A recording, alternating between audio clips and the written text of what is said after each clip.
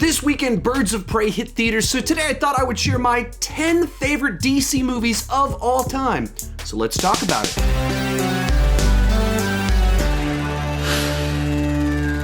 Hi, my name is Sean, and I love to talk about movies way too much. With that in mind, go ahead and join me down below in the comment section. Share your picks for your 10 favorite DC movies of all time.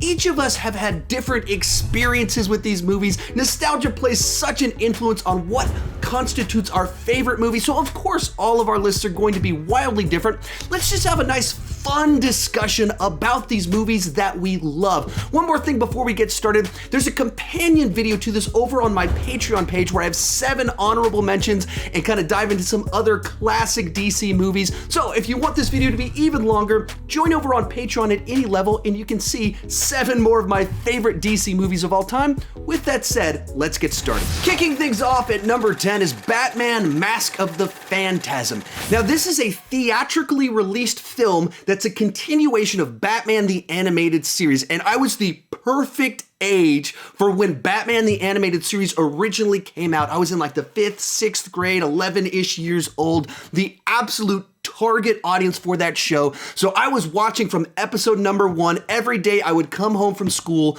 and watch the show and absolutely loved it. And then when the movie came out, Batman: Mask of the Phantasm, my sister and I were actually some of the few people that actually saw that movie in the theater on its initial release. And it is a great Batman film and a great continuation of the TV show. It tells a little bit of a backstory for Bruce Wayne turning into Batman, actually the first real origin story in a theatrical film that Batman ever received over 10 years before Batman Begins came out. And you kind of get this image into the psychology of Bruce Wayne and what made him tick and turn into Batman. I love that stuff. I love origin stories. You also have a great original villain with the Phantasm. Joker plays into it. It has the crime elements. All the stuff that makes for a great Batman story is present here. And just the version of Batman that we got in Batman the Animated Series, I thought was fantastic in the exploration of the character, especially for a show designed for 11-year-olds. It was so mature in the themes, and this movie is a continuation of all of that. The score is fantastic, and so this is a movie that I just love. Number 9 is Birds of Prey, the movie that came out just this last weekend that led to the creation of this video. It is just such a fun and different DC movie. For me, it felt like it was kind of a combination of the hyperkinetic energy of Deadpool with the kind of self-referential humor, also with a little bit of the writing and storytelling style of early Guy Ritchie, maybe a little bit of Quentin Tarantino, where the story's non-linear. It involves kind of a whole group of people and the stories are told out of order and they start to intersect at different points in time. And when you combine the energy of Deadpool and the humor of Deadpool with that sort of storytelling, you get something new and different. I also love the fact that it used practical action as opposed to a bunch of CGI. It felt like a more street level film with this MacGuffin thrown into the mix. The characters were a lot of fun. The action I thought was staged very well. Put it all together and it was a very enjoyable film for me. Next up is Wonder Woman, a movie that I really didn't think could possibly work. Given the nature of Wonder Woman in the comic books and different versions where she's wearing like a American flag swimsuit, she has a lasso that makes people tell the truth, she flies around in an invisible jet.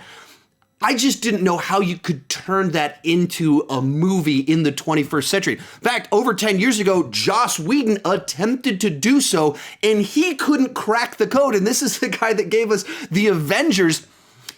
And then the movie came out, and somehow they managed to tell a story that could take some ridiculous stuff and actually make it quite potent and powerful, and take this character and make her both naive and brave and bold at the same time. So much of it works because of the dynamic between Wonder Woman and Steve, or just the chemistry between Gal Gadot and Chris Pine. They play off of each other so well, and you can see how they respect one another. Their humor plays nicely with each other. And then, of course, the action at times is fantastic.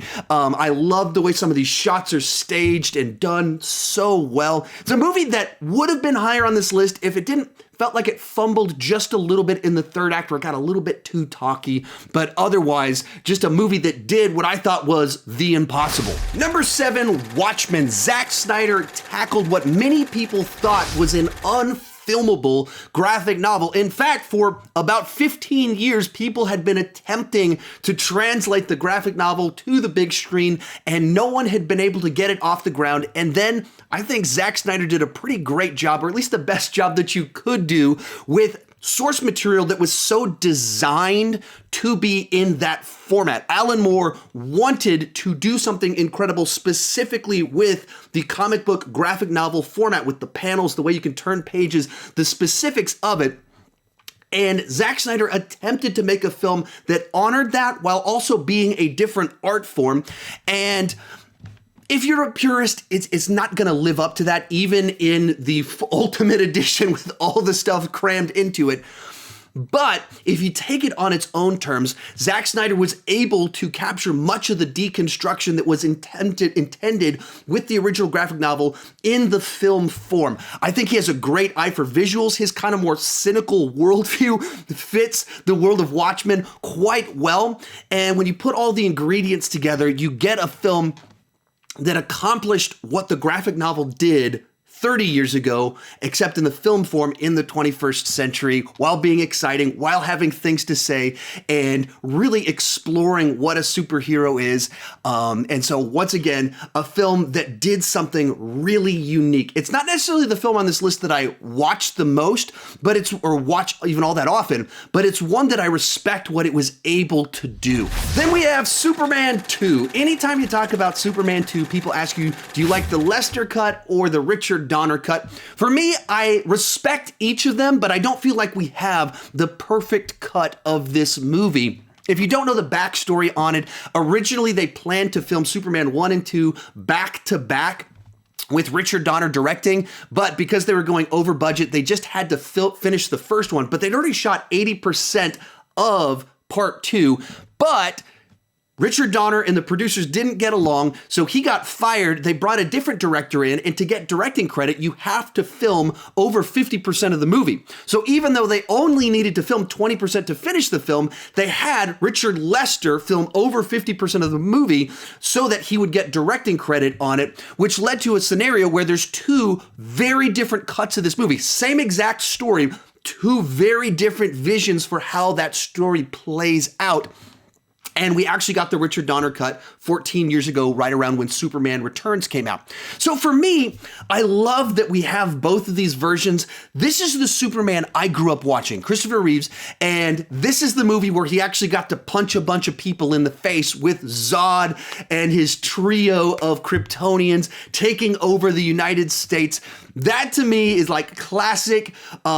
It's a bit campy, but what I grew up with, and has just this tried and true version of Superman. I love this story about Superman struggling with his different desires to be the hero, but also to find love, companionship himself.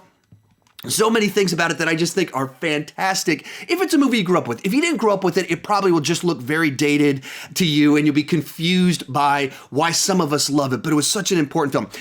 Now, this is a movie that I think if we had the definitive Richard Donner cut, he actually got to finish his movie, I might like it more than Superman the movie, but we don't have that. And so the Lester cut has a little bit too much slapstick in it, some weird kind of things that it does. It leaves out information. It doesn't have Marlon Brando. That holds it back. And the Richard Donner cut of the movie, they had to use test footage. Some of the effects don't look right. It repeats the ending of Superman the movie, which is a very odd decision that they went with.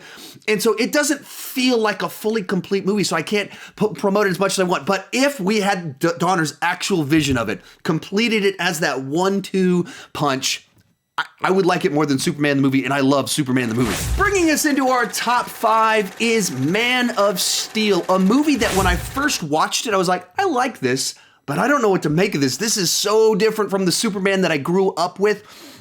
And as time passed, I learned to appreciate it more and more, that it was kind of this different alternative take on the mythology for the 21st century. And as soon as that happened, I just had such a greater appreciation for it when I stopped doing the comparison game. What do I love about this movie? Well, it really takes the Clark Kent character and explores what it would be like to be this person torn between two worlds in your destiny with a Pa Kent that sees him and goes, okay, this is the most important person who has ever lived in this universe. So what does that mean for how he needs to live his life and who he needs to be? And when does he need to be that person? That's so fascinating to me. And then it ties back also to this kind of Kryptonian mythology that they built in the film that ties into Zod and what was going on with Jor-El. And all of it kind of makes for this very ambitious take on Superman that's also quite different. And I totally understand why some people see it and they see it as very drab or why it has too much kind of going on. For me, I just love so much about what they did with this film in doing something different. And like when we're on Krypton, it's so sci-fi in nature. And of course, as it is a Zack Snyder movie, doing Superman, there's some very cool action. I mean, the best Superman action we've ever seen is inside of this movie, which isn't surprising because that really is so much of what Zack Snyder does so well. So for me, this is a movie that like every single time I rewatch it, I like it just a little bit more. Coming in at number 4 is Joker, another movie on this list that I didn't really know what to make of it when they first announced it, when they got the director of The Hangover, and it's supposed to be a Joker standalone movie without Batman in it. I didn't know what any of that meant or how it would play out. Then they dropped the first trailer and I went, oh, well, that's interesting. I see what you're doing here, and it's this character study that has really more in common with Taxi Driver than it does with the comic book movie genre that it's inside of, and that, I think, made for a distinct, interesting film inside this genre. Also, what they did is they went and got a world-class actor to play the Joker and made it this deep study of someone who is not getting the care that he needs and is slowly deteriorating mentally. And as of last night, he actually won the Academy Award for Best Actor. So that also makes this movie, adds a little bit more credibility to the movie. When you have at the core of it, it's all about this character and it's all about his journey. And you're seeing this world-class performance of this person we're rooting for. We want him to find his confidence and overcome the hurdles in his life, but the way he does that is by turning into the Joker.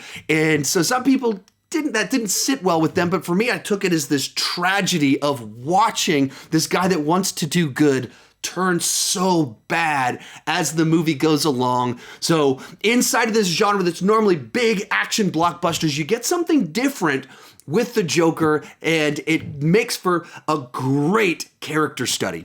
Real quick, before I give you my top 3, be sure to share your picks down below in the comment section. My picks aren't the right picks. They're just my picks. It's my favorite list, and I would love to see your favorites, but let's keep it a nice, friendly discussion down below in the comment section. Also, remember, if you want the extended version of this video, join over on Patreon, and you can see my 7 honorable mentions in the extended version of this video. Or if you just want more content like this, check out this video right up here once this video is done, where I rank every single Marvel movie ever made. If you enjoyed this video, you'll probably have some fun with that one too. In third place is The Dark Knight. To follow up Batman Begins, Christopher Nolan decided to double down on the grounded nature of Batman Begins and take inspiration not from other comic book movies, but from films like Heat, and in doing so, crafted this intricate crime thriller with a narrative that's compelling, not just because it has a guy with a cape and a guy dressed as a clown, but because the story itself is interesting as you're watching how Batman has to work with the DA, how the DA is being manipulated, all these kind of different ingredients, different pieces moving all throughout the film. And it's a film that has things to say. As you move into the big climax of the film, it has big action and spectacle, but it's not primarily about blowing things up. The central tension is actually about, will these prisoners and Gothamites do the right thing with this dilemma that the Joker has created for them? Of course, you have an Oscar-winning performance from Heath Ledger that's both terrifying, can be fun, a couple of times funny at different points in time, but the actor Heath Ledger disappears and this version of the Joker just appears on screen for very good reason. Many people consider this the greatest comic book movie of all time, and they might not be wrong, but this isn't a best of list, this is a favorites list, so it's only my third favorite. Our runner-up is Batman Begins. I always go back and forth between whether I like Batman Begins or The Dark Knight more, but I'm someone that loves origin stories, stories of becoming, where you watch someone go from the ordinary to the extraordinary, and that's what this film is. You see Bruce Wayne as this person kind of lost from the tragedy of his childhood, trying to figure out what can he do to help others and make it right, and he goes on this journey and the training. I love all that stuff. He returns to Gotham and starts putting things together. Those details are the ones that I just get excited to watch. For me, this is easily the Batman movie that I rewatch the most by a good bit, because these are the types of stories I resonate with the most. Inside of it, you also have this great villain with Ra's al Ghul and his kind of plan to try and fix Gotham. That's kind of the evil reverse version of Bruce Wayne, and his desires of both of them seeing the evil in the city and their different versions of what needs to be done about that. There's some cool action at times. There's even some funny one-liners. People like underappreciate some of the little lines that are in this film. So put it all together, it's one of my top two favorite superheroes of all time. I love a great origin story. So easily for me, one of my absolute favorites that I rewatch very frequently. But for me, coming in first place is Superman the movie. This is the superhero movie I grew up watching. From as early as I have memories, we had an old VHS tape with Superman the movie on it. It actually had deleted scenes and stuff because the television broadcast added like 20 minutes into it that didn't appear on a proper video release until DVDs came around. So I grew up watching this movie. It's the one that made me love comic book movies, love superheroes, love movies in general. So much of why I do what I do now goes back to putting in that VHS tape and watching Superman the movie. Certainly, it's a 42-year-old movie now, and things about it, the flying, the special effects, some of the humor haven't aged all that well. If you watch it for the first time now, there's things that don't work that might make you cringe. But it's a film that was so important to the genre, where they had made Batman 66 over 10 years earlier, that it was kind of this full camp production. Here, Richard Donner and the Salkinds actually committed to making a serious Superman movie. So they got Mario Puzo, the guy that did The Godfather, to come up with the original version of the story and the script for it. They got John Williams to score it. Superman doesn't show up in the movie for the first 50 minutes, and just kind of this epic story of the destruction of Krypton, Clark being raised, and Pa Kent instilling these kind of morals inside of him. There's just profound stuff that's not superhero schlock. It's all about building this character, this great man, so that when we get into the latter half of the film, you see Superman as the hero and understand why he is who he is. Christopher Reeves, I think, is the best Superman that we've ever had. He can play Clark Kent as kind of the doofus, that you can see why he like shrugs into a room and disappears as this nerdy guy with glasses. And then as soon as he's Superman, he's the biggest guy in the room. He just transforms through the performance. And that's something we never really saw Henry Cavill do, where he would just disappeared into Clark Kent and then he disappeared into being Superman, as two very different performances. So for me, this is the movie that meant the most to me, created my love for the genre with great performances. Maybe the best score of all times. I mean, John Williams is my favorite film composer of all time, and this might be his best. Put it all together, and easily for me, it comes in at number one. If you want to see my ranking of every single Marvel movie, you can check that out right there. If you want the extended version of this video, you can unlock that at my Patreon page. The link is down below in the description. Thank you so much for watching, and keep talking movies too much.